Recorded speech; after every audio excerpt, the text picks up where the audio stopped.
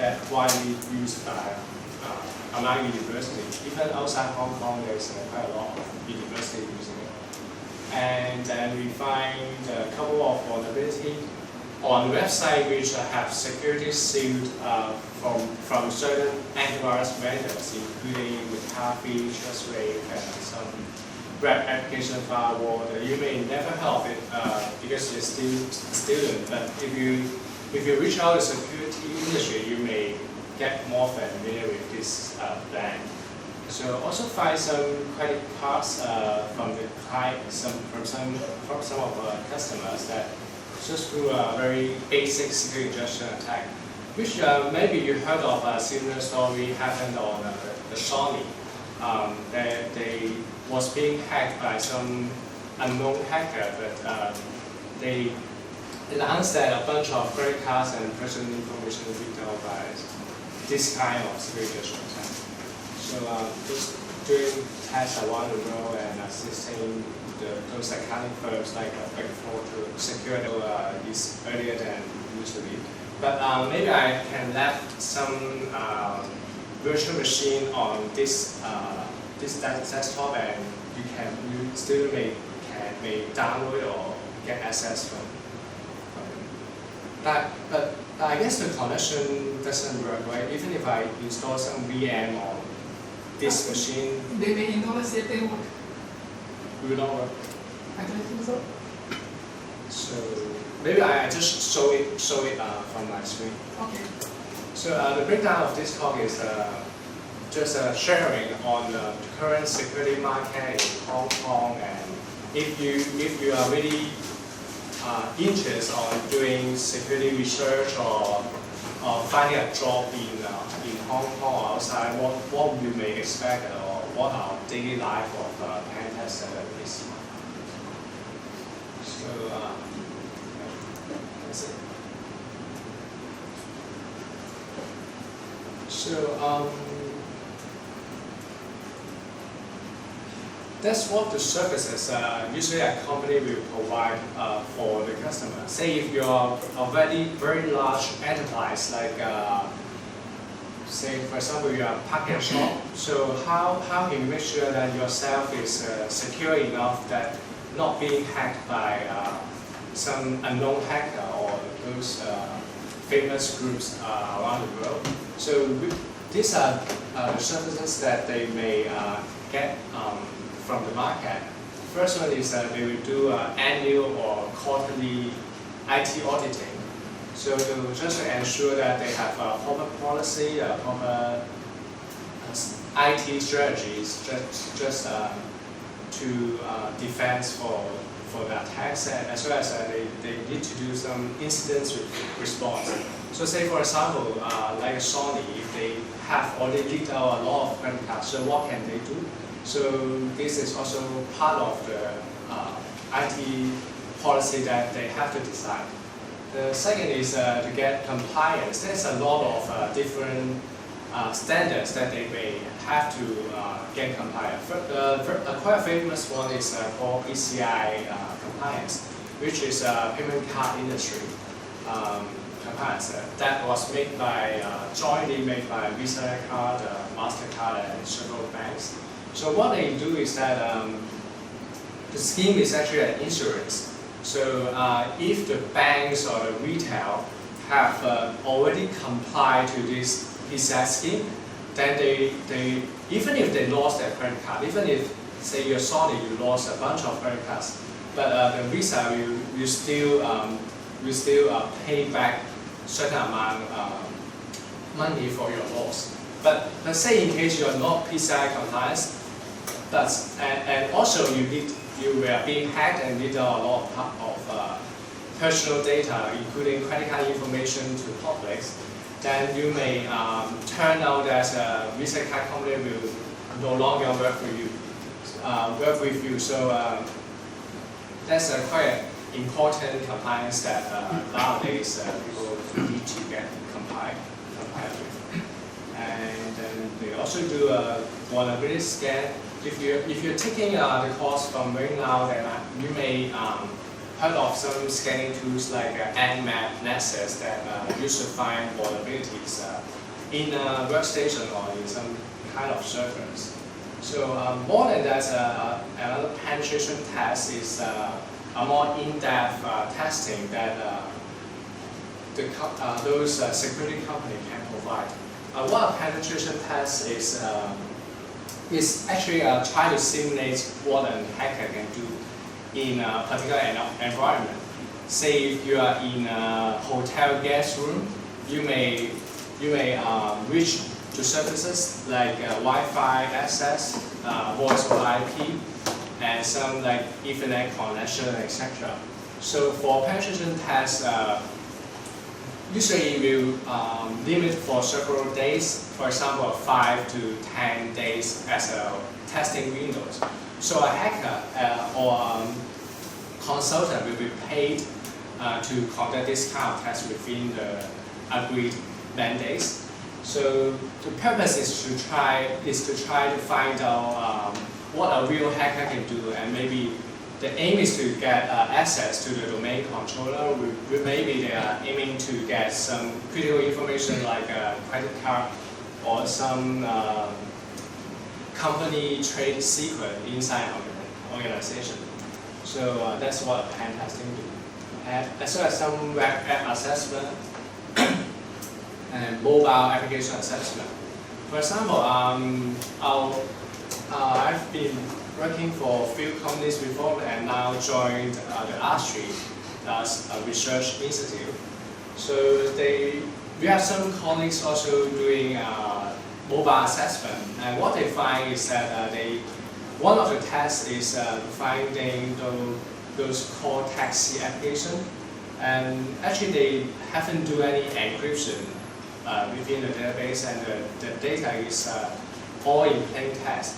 So what our colleague can do is that they can find out every taxi around the map that is using this kind of application, and may call him or cancel the order or whatever action he can do. Is one of the interesting things that a mobile app assessment can find out.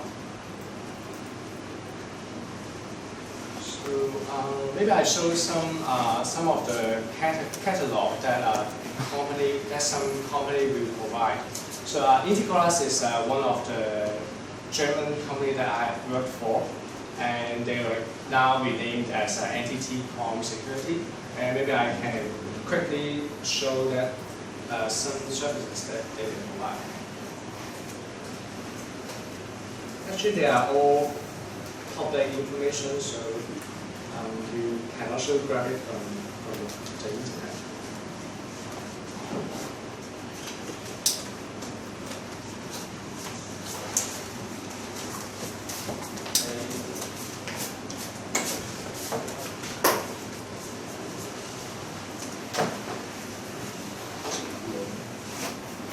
So for example, there's actually one of the tests is doing infrastructure penetration testing in resources. What they do is that if some company engages, we will try to propose like what is the testing time frame and how much is the services and what kind of things that we can deliver. Usually we will deliver a report that stating say maybe we find 100 or 1,000 of vulnerability on the infrastructure, or we're doing some policy review against their documents. Say for example, they may have some Wi-Fi policy for guest use or for their staff own use. In the report we will compare with other industrial standards and do recommendation on how they can make their Wi-Fi or their infrastructure more secure. And this is some methodology. It is hard to see in this. So usually it involves 3 to 5 phases for penetration tests. First is that we do the reconnaissance or target mapping is aiming to identify our target infrastructure. Say, for example, we are doing a penetration test against the CUHK website. So what you may think of is that it simply just identify the real IP address, since they may be hiding behind those Cloudflare or some online cloud services, and then we will try to find out every links or every hidden page that is linked to the CUHK website. Secondly, the second step is to try to identify the vulnerability. This step is usually done by automated tools. As I mentioned before, say Nessus is one of the tools, or Burp Proxy, and some Necto. There's a lot of tools that you can find online. So after we identify those vulnerability, and then we will try to exploit it or gain further access.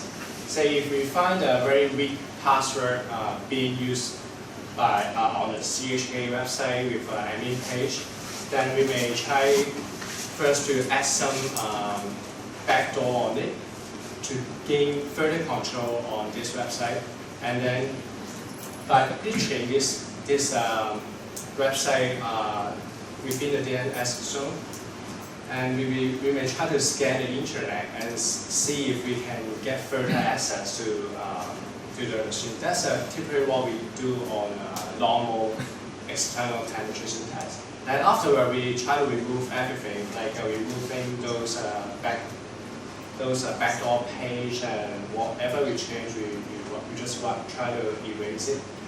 But that's not that's one of the things that ethical hacker would do. But say if you are being hacked by some bad guy, normally they will just don't care about it, or probably deface your website. So this, like what I mentioned, say default username password or weak password, some exploitable settings, this kind of things that hackers will do.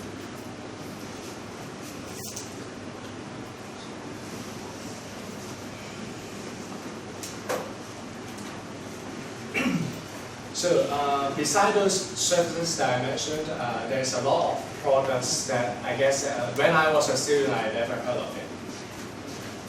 For example, a range of firewall, antivirus, and they claim it next generation firewall. Is you can do a quick Google search, including FireEye, Palo Alto, and Safer. So FireEye is actually quite an interesting product that. The technology behind is that they are running several virtual machines behind with Office, Adobe, a lot of applications installed. Also with different kind of Windows versions, say Windows XP, Windows 7, they have a bunch of VM running behind it. So what they do is that they try to capture the email traffic or some web traffic from the internet. Say we put a box in CUHK, then it will try to capture every student's email, every student to the website that every student will go will be being captured by FireEye, and he will grab a copy of the document and run it inside the VM. And then the interesting thing is that they can try to catch those like PDF or Word file. Will they have some malware installed, or will they have some charging modified, so such that it will change, say, a registry or some style programs in Windows. That's what FireEye can do. Palo Alto is another interesting product. I was told that both products are developed by NSA, and they are just getting conversion recently, but previously they were being used by the US government. That's just what I've told, but I'm not sure about it. For Palo Alto, the name is as a context level and also next generation firewall. what they can do is that imagine you are in an office environment and you don't want your colleague or your staff to say go to Facebook or WeChat, MSN, etc. You want to block it, but you still you would like them to use a certain function of MSN. Say you just want them to send a message, but not sending any image or any document through MSN. Or say if you want your staff to use Facebook to message other people, but not allowing them to browse website or not allowing them to post some news feed, then how Alto can do this kind of functions. So Impriva is another firewall that you may never heard of. It is a web application firewall that just aimed to protect web application. That's it. So say certain kind, they have a different kind of filtering, like if you are using secret injection, process scripting to attack a website, but you have your target have this kind of firewall sit between the connection, then they claim it probably say 90% of the attack can be blocked by this kind of commercial products.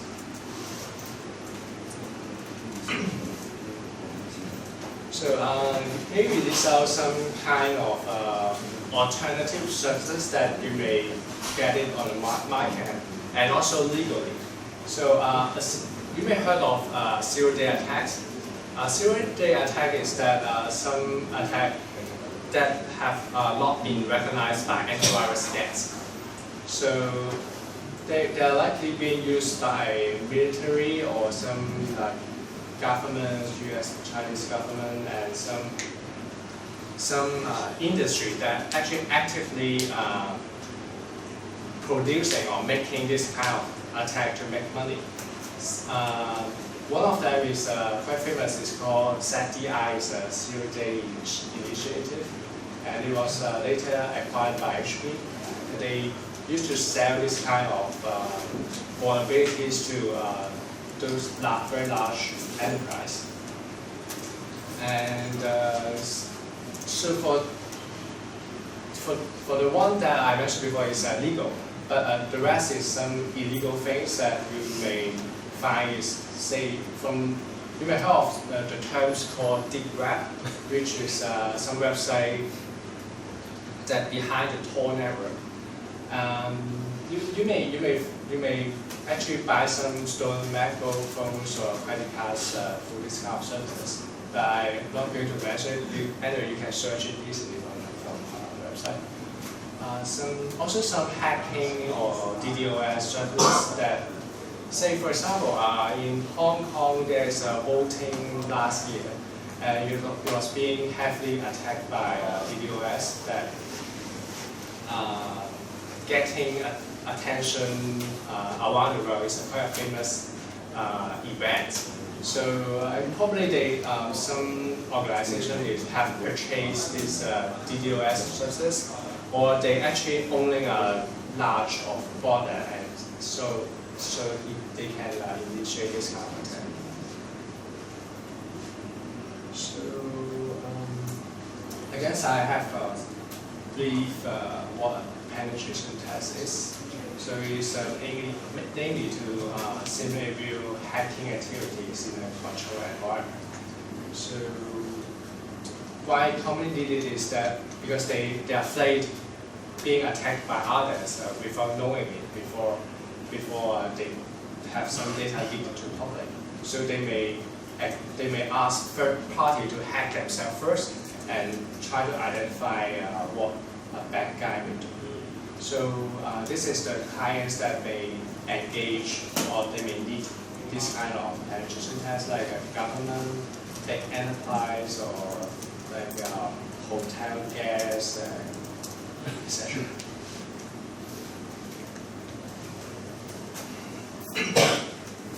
So for the vulnerability test or risk assessment is primarily trying to finding out the potential risk that may exist in an enterprise. So if you have find risk, say you have a very weak Wi-Fi password, say for example this one. So what can an enterprise do is that they have usually four standard ways to deal with this kind of risk. The first one is most simple, is just ignore it. So maybe the management already acknowledge this kind of vulnerability or risk, then the enterprise may leave it, or so since they're not hurting very much, so they probably don't want to put any resources to fix this vulnerability. The second one is to mitigate it or just fix it. Say you apply some patch on your very old Windows machine or some very old application, so you can actually fix it if it's not causing too much human resources. The third one is to transfer it. Say if you are hosting a website like against CHK, so what you would like to do is you just ask someone to write the website instead of writing it yourself. So in case there is some risk, in case your website gets compromised, you can just find him to fix it instead of fixing it yourself. It's the way how you transfer the risk. So, or you can reduce it. Say for again the CHK website. So how you can reduce the risk is that you may isolate this website from your very critical or sensitive data. Say for the CHK public website, it may not host any sensitive data or any student information in the website. Then even if the website being hacked, it won't causing much damage to your institute. So I guess it's some boring stuff that I can see.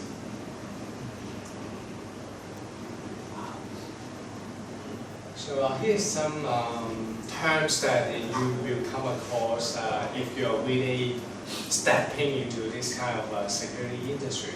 Say CVE and CWE. The CVE is a common vulnerability, I forget what is it. And the CWE is a common weaknesses. So CVE is that, for example, Windows, Linux, or Mac, they have different vulnerabilities every day or every years. So how the company can identify or name a vulnerability is by these CVE numbers. So for every year, they will I should say for every day there is a bunch of CVE that being published. It was actually some real vulnerability behind the CVE numbers. So with this CVE, you can take out a lot of information. Say, for example, certain kind of Windows, say Windows 7 with a particular configuration may be vulnerable to remote attack or some privilege escalation.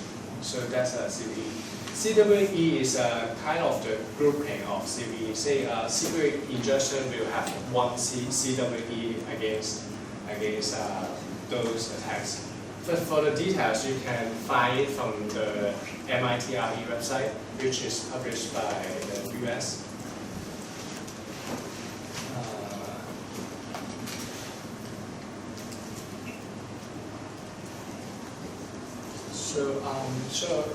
So you may ask if there is any standard methodology for you to conduct this kind of pen test. There is kind of open source materials that you may grab from the web, from the internet. So the first one is the open source penetration framework that is being made by UK, which is quite a famous and complex one. But I guess they're not very up to date. And the second one is published by NIST, is a US government organization that they have SP 800 series. It's all security related.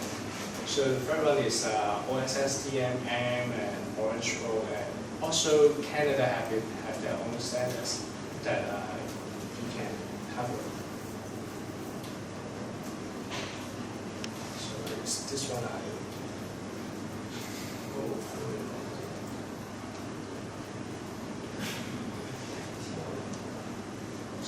I guess I have to go for this slide. That's what usually a pen test will do. Actually, you can grab some book from the library, like Hacker Expose or some. There's a lot of book that you can find. It's talk about how pen tests will actually do.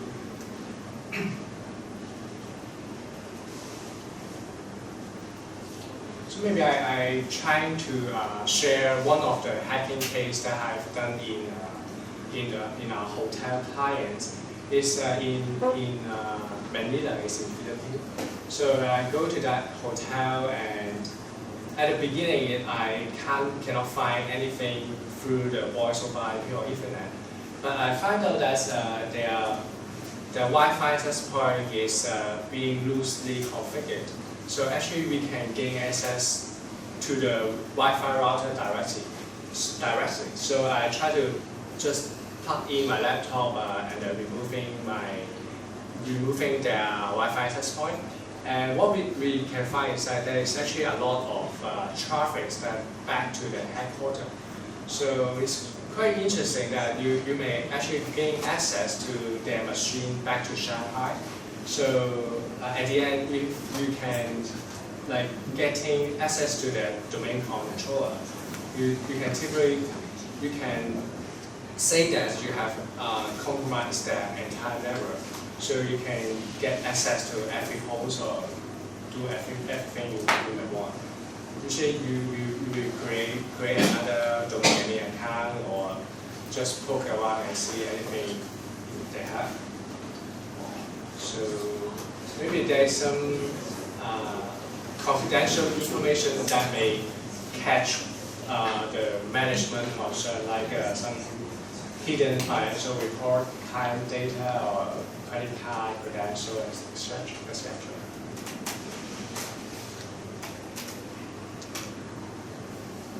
So actually, I have prepared a demo that have already played once in Adonis class. But I guess this time I may try to show another one. It's another SQL injection attack.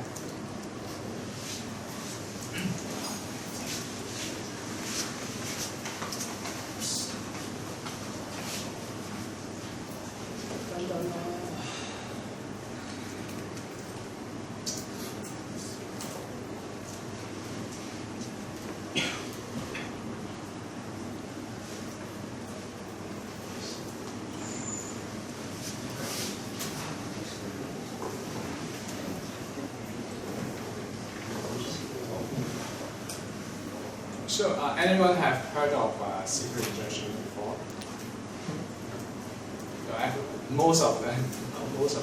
So have you tried on some project or exercise to conduct this test? No. 有冇咧？功課做咗未？做咗，咁我唔長講啦，唔費事講咁多。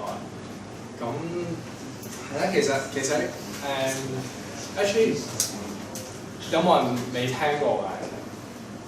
未聽過。咁嘅我呢個好maybe I quickly go through what's going on or what you can do within a SQL injection attack.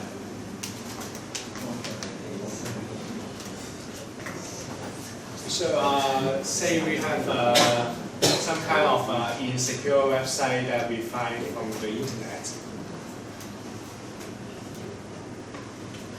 So usually is you can find this SQL injection attack in search field or like a login name or some things that may involve the database.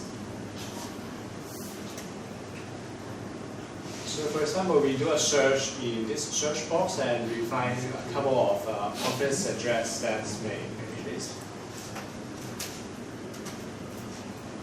And then we try to put double quotes as one of the parameters at the end of the search. So this time an error message being dumped by the MySQL database can be found from the website. Then we try to insert some SQL statement and actually we try to execute it and see if we can grab any information from the database. So this is actually to conduct this kind of attack, you need to know the database structure. So it's being found by a trial and error method, or some by using common tools like a SQL map. So in this video, we just try to manually identify and dump those database information. So if we do some ingestion here with text, then it will be executed. And also in this case, we try to dump those username or the database version from the server itself.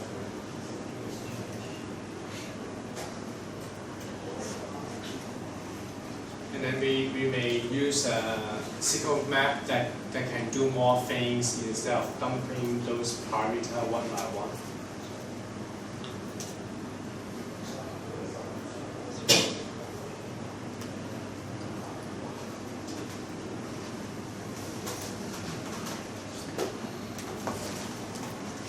So in this case, the SQL map itself have already identified 3 vulnerabilities.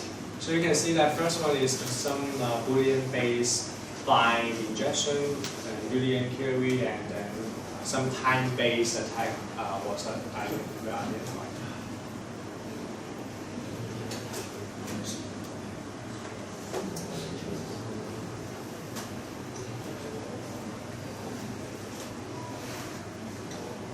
This kind of script KDE tools is very easy to use. Actually, you don't need to know the logic behind it.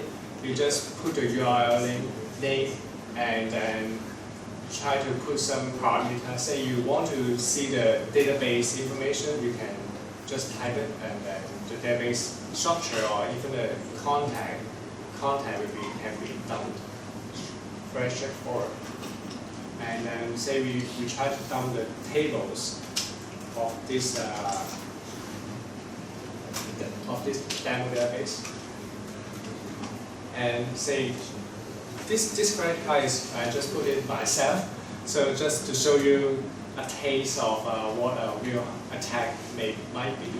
So, but it's not difficult to find on commercial web. So it's a kind of a real testing scenario.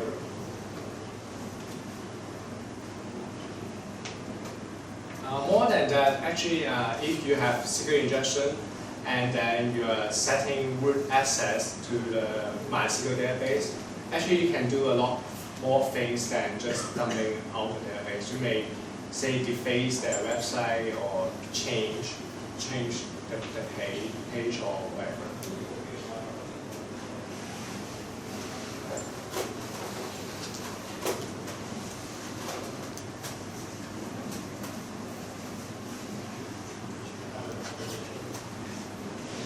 So in this case, we try to execute some command by using this SQL injection attack.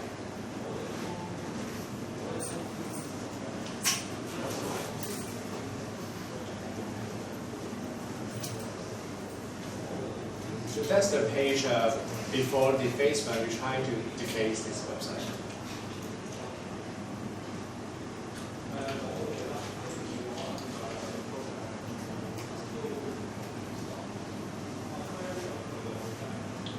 So you can easily put a web page or even replace your current page, or injecting some malware on the website is what a typical hacker will do when they find some SQL injection vulnerability on a commercial website.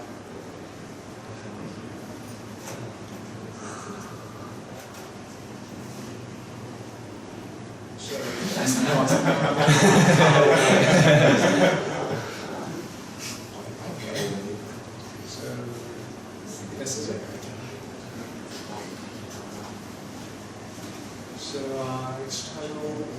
external assessment may be sometimes more difficult since you have to bypass a lot of firewall, IPS, or some kind of traffic may be or may not be blocked.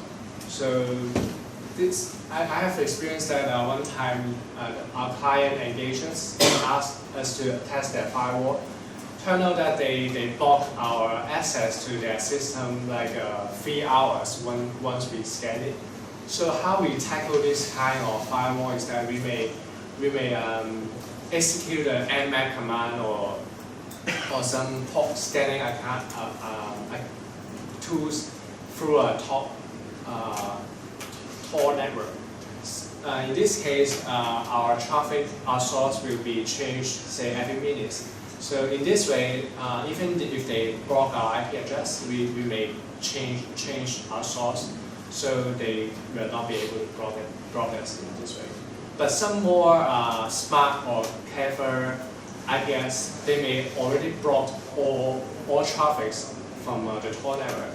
In this case, it will be more difficult for us to conduct the assessment. So usually we have to talk with the customer first. So we should try to convince that, say, turning off the firewall such that we can grab more real things, or we can try to ask them to write our source IP address, so our testing windows can be shorter.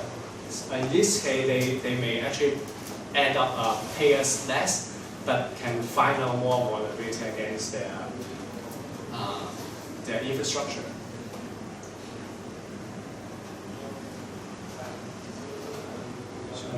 So I guess you may have some project before on some web application assessment if you have already heard of what sewage injection is.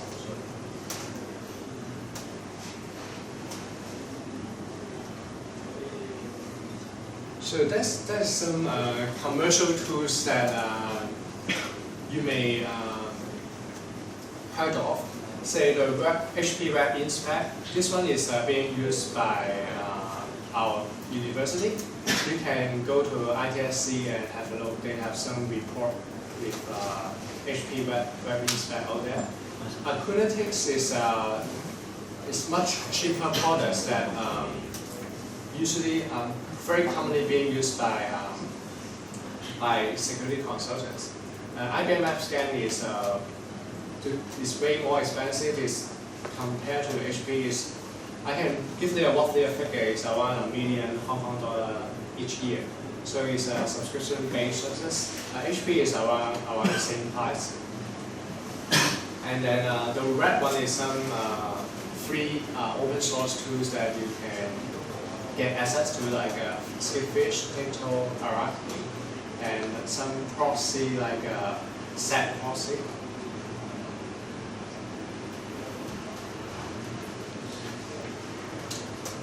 So for those static source code scanner, there's a check marks, and also IBM AppScan have provide static source code scan. So with this scan, actually it's quite simple. You just upload the entire source code, then they will do their job. They will you wait for 1-2 days, and then you will have the result. So this is web-based attacking tools. Directory Buster is that they try to find out some hidden web page like admin.chk, past.chk, or chk/backup or something like that. It have a long list that pre-configured. So it's just a very easy scanner that you can actually write it yourself with some simple shell script or Perl script. So some security seals that I guess.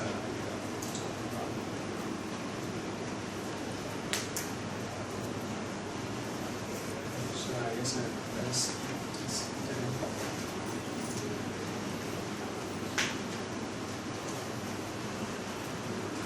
So for compliance, besides PCI DSS standard, there is actually a lot more say one phase is ISO 27000. This one you may have heard of ISO 9000, which is quality products standard. For this ISO 27000 is ISMS. How can I say? It's a scheme that's for information security management.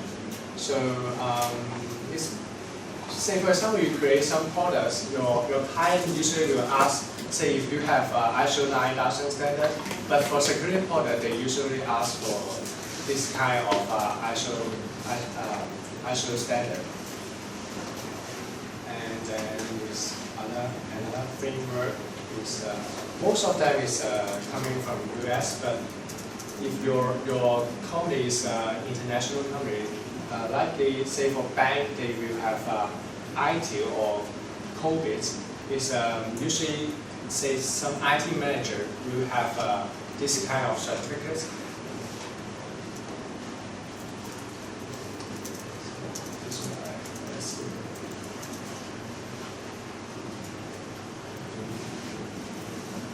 So say if you want to be providing services for those bank or those retail store, what can you do is that you can be a qualified security assessor, such that you can offer, you can say that the company is compliant to PCI standard after checking bunch of checklists or bunch of set of interviews after the assessment. So another way is that for ASV is approved scanning vendor is that if you are ASV, then you can put a trigger on your scanning tools to scan say website or scan the network block that owned by your customer. Then if this customer is having very good configuration without those famous vulnerability, then you can say that it is also PCI compliant with among those external or customer-facing network. So the third one is SNQ.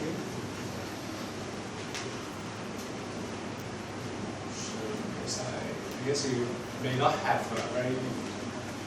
very interest or much interest on this aspect. So it's have 4 levels. Say if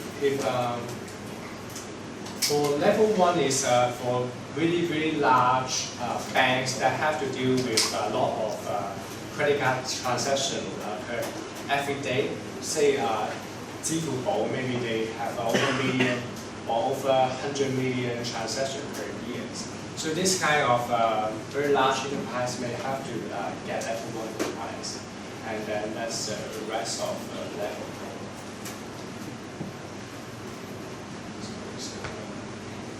So 應該上呢個唔使我 skip 咗佢。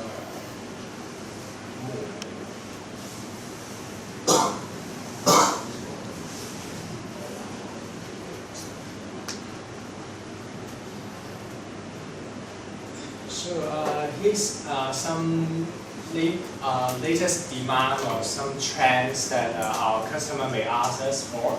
Say a mobile app assessment, some cloud security, SIEM, next generation firewall, or some APTs, advanced persistent threat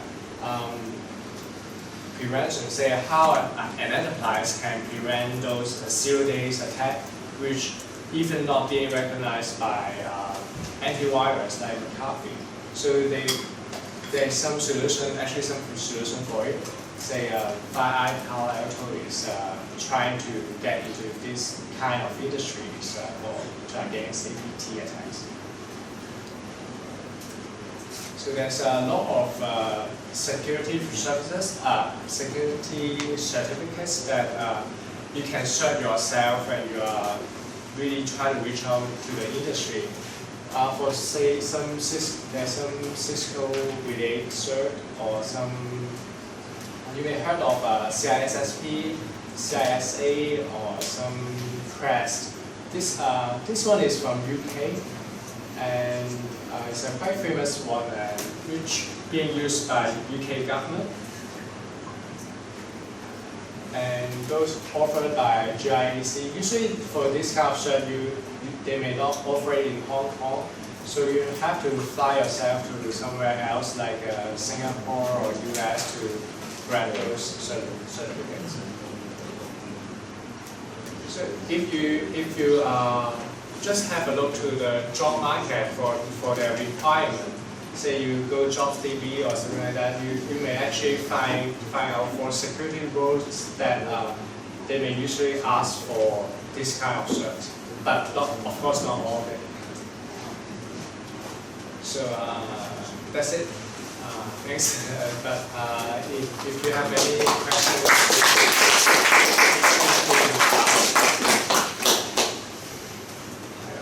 咁唔好意思啊，咁因為今日都 because today is in a rush, so I actually prepared some VM for you guys to play around. But I guess the time will not be enough.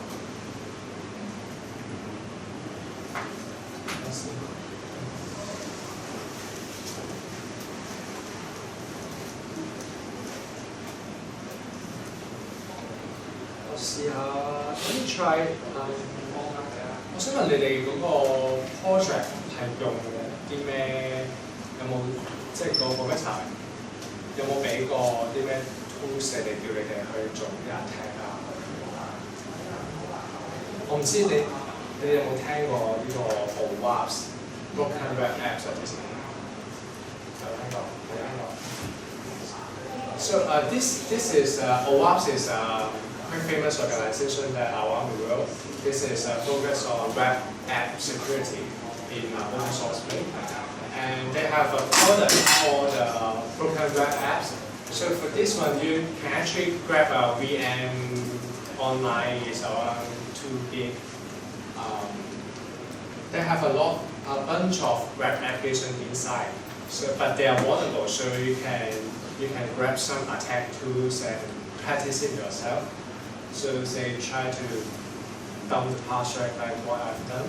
Or besides security injection, there's actually a lot of web attacks exist which you may have interest.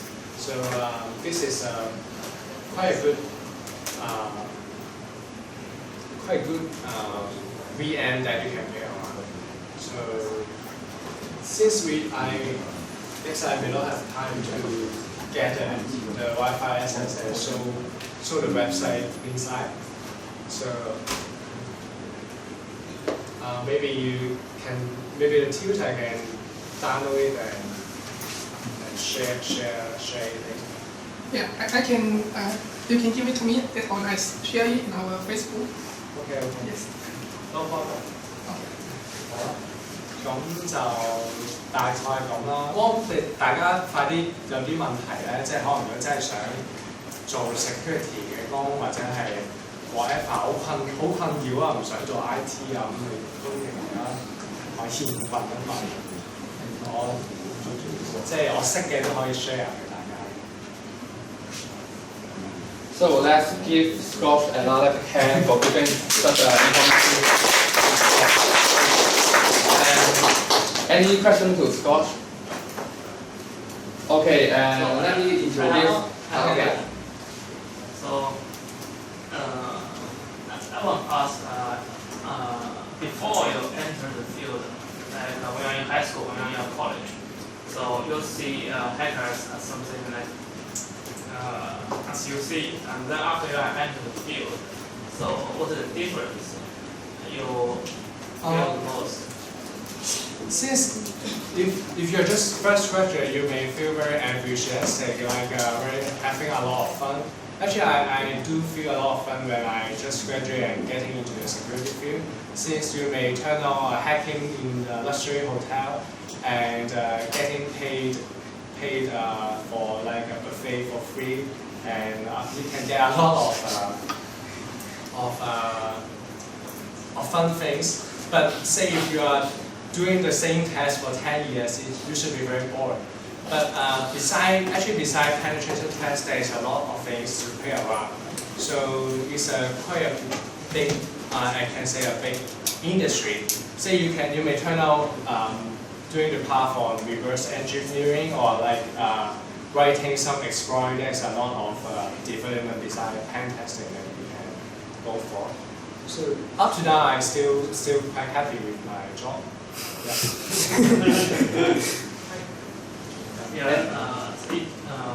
When we feel a little bit like because the penetration test is becoming an industrial scale thing. So one person could only work on a very subfield of those programs. Yeah, usually you never know everything. You can just be in a very particular, very niche field. That's you cannot avoid this situation since you just have 24 hours. So you cannot learn everything. But just if you finish one thing, then you may go to another field, or even doing non-security stuff is still a possibility. Any more questions to Scott? 咁咧我翻 year 嘅，我想問其實譬如話 fresh grad 想直接入 security， 其實會唔會話特別困難？唔會嘅，如果你唔介意人工低嘅話。不過 actually say for Big Four, they are actually recruiting a lot of security consultants. So you know what Big Four is those 4 accounting firms like PwC, KPMG, etc. So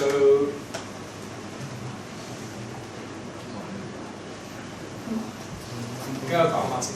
咁嗰啲工大概你入去可能15,000、18,000度啦，但係通常2-3年都即係同 accounting 嗰個 grade 係同埋會 hea 啲嘅，即係 accounting 嗰啲做到3-4點，咁呢啲 Big Four 嘅 security 就通常。咁都係一個唔錯嘅 path 嘅，即係要入 Big Four，因為你有機會可以轉翻呢啲內線。雖然少啲啦，但係即係可能會學到多啲嘢。即係呢個我嘅話係，即係佢哋會唔會唔 prefer security check fresh grad？都唔會嘅，都唔會嘅。你真係自己揾下，即係要揾。香港其實唔係好多咯，即係你話要揾嘅公司。但係都好過即係俾做 IT admin 啦，咁即係除非你 iBank 做 IT admin 就話好爽啦。咁但係你話想做 security 其實都有即係都有個 demand 嚟嘅。So he's asking maybe other students do translation later since I'm Russian. Yeah. Any more questions? Sorry, I forget I have to speak English. Since he's asking, my advice is that you can find a job in Big Four. It's not difficult. Yeah, that's the summary of my advice. If you like to do a security job.